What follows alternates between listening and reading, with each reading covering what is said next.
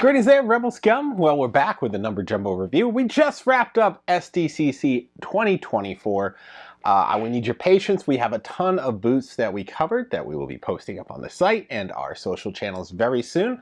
Of course, we always started with the Hasbro stuff. You know that's going to be amazing. We saw our panel notes, all those reveals, and we have coverage of the Jazzwares booth. We have coverage of the Lucasfilm Pavilion. We'll be bringing you a lot more Star Wars coverage in the weeks to come. But, as always, I wanted to get another jumbo review in there. There's two jumbos I want to show you. Of course, there's the SDCC exclusive Off-World Jawa jumbo, which I'll do next.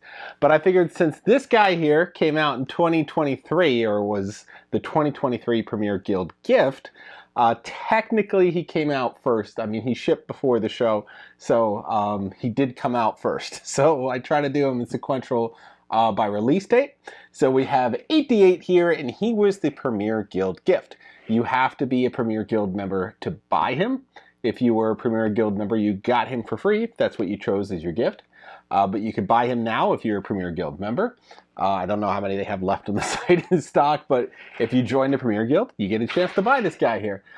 So yeah, our favorite local torture droid. He looks same color scheme as the original figure. I double checked that. He's a completely new tooling, 100%. The arms, the legs, the body, the head, everything is new on this guy. So a lot of value in this Premier Guild gift. You can see his card over here of him with the torture droid, or with torturing the droid there. He's pulling his handle thing. And then on the back, we have our lovely jumbo collection at this point. I think it's got just about all of them. I don't see some of the Guild exclusives, so I don't see like Han Stormtrooper on there. I don't see any of the like Thrawn or any of the concept series, so this isn't a complete look, but I think what this is trying to play at is the original figures at least. And then some of the variations, they count as individually carded or individually numbered characters. So like brown Snake Yoda and orange Snake Yoda and all that kind of stuff. Big head Han, little head Han. So it's not complete because you also have the Dianoga, the Wampa. There's tons of other ones in there. But the only look we have are the upcoming Max Rebo band, which finally Max Rebo was announced and given his time frame, which is going to be, I believe, first quarter next year. So he was finally announced, put up for order. So now you can order all three. These two will be coming out this year. I think Droopy's the next one to hit. I could be wrong, could be the other way around, but they should both be hitting at the end of this year. With that, Lando Skiff Guard, who is, I don't think he's on here, but oh, here he is, number 15. He should be dropping soon too. So that's enough on the card. I know you guys want to check this out, so why don't we crack them open? All right, these guys are big, so it's always hard for me to keep them in frame. As always, we're going to pop them out. I take the card back. That's the only thing I keep in here. I don't collect the giant clamshells. It's huge. I appreciate the design, but then at the end of the day, are we really keeping the clamshells? I mean, if you have a ton of space, or if you're buying them one-off and not collecting every single one, maybe. But most of us don't have a warehouse to display all these in the clamshells. I don't know. I like the smaller packaging, which you see on the Off-World Jawa. It's just easier, less wasteful in my opinion, but people are traditionalists and they like the classic card, the clamshell packaging. I get that. It's more true to the vintage style, but it's impractical for trying to display it because you would need a ton of wall space. So here we go. We have our 88 droid. And he's awesome. I mean, that's it. Review over. I mean, absolutely awesome. Look at those legs. There's crazy design on those legs. And they captured it perfectly. They have all the right coloring on there. Let's see if we can see the stamp on this one.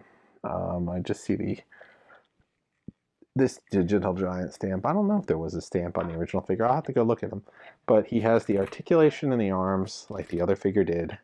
Articulation in those giant legs, and then I think the head articulation, and that's it. I mean, they were all 5 points back then, but you could see all that great detail on this character in the back with that little nub there as well. The silver painting on some of these cylinders on his legs, and that touch of brown on his chest and his eye, on his side of his head, and the yellow eye. So 1, 2, 3 paint applications on this figure.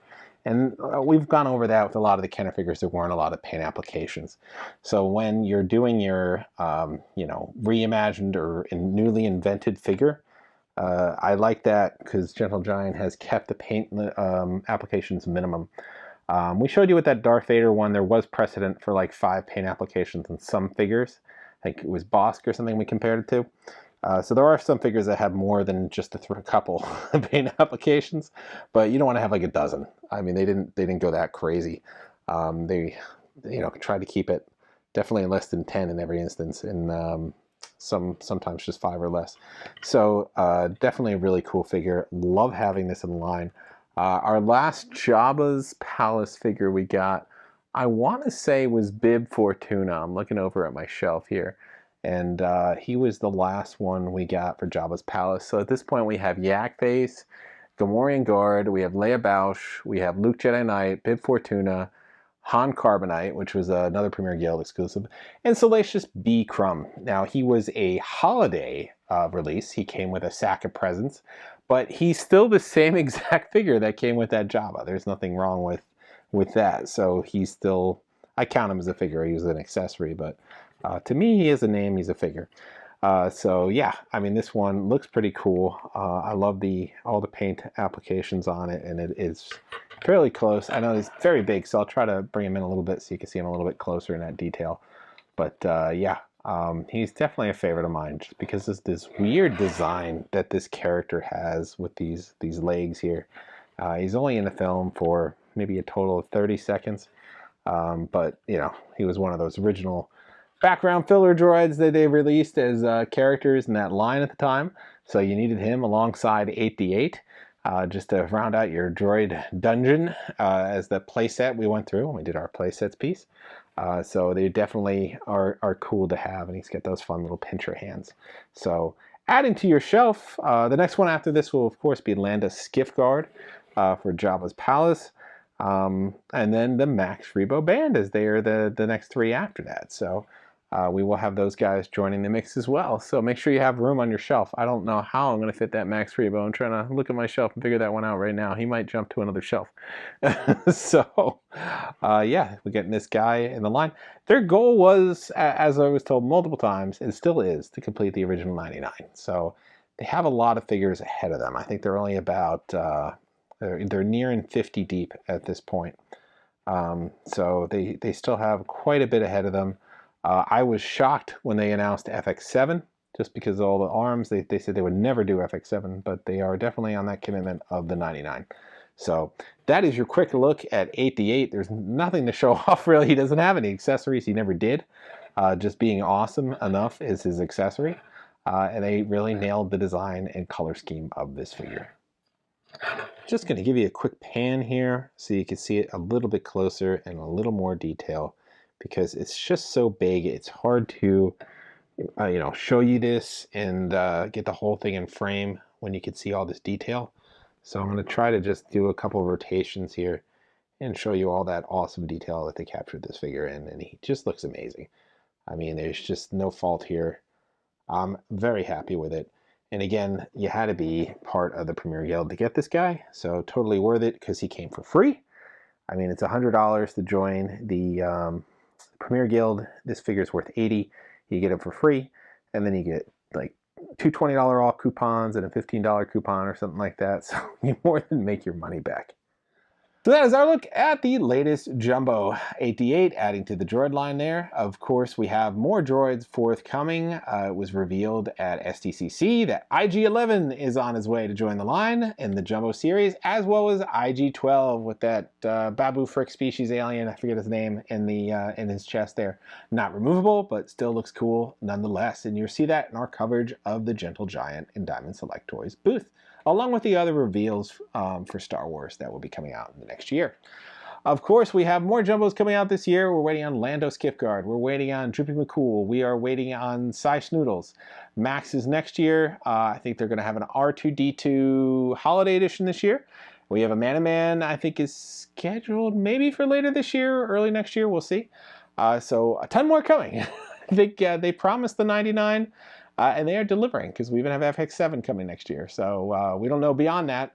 at this point, but I anticipate we'll be getting more of the mainline drops. For me, the one I'm looking forward to most is going to be the Death Star Gunner. I think he just looks really cool and will look even cooler as a jumbo.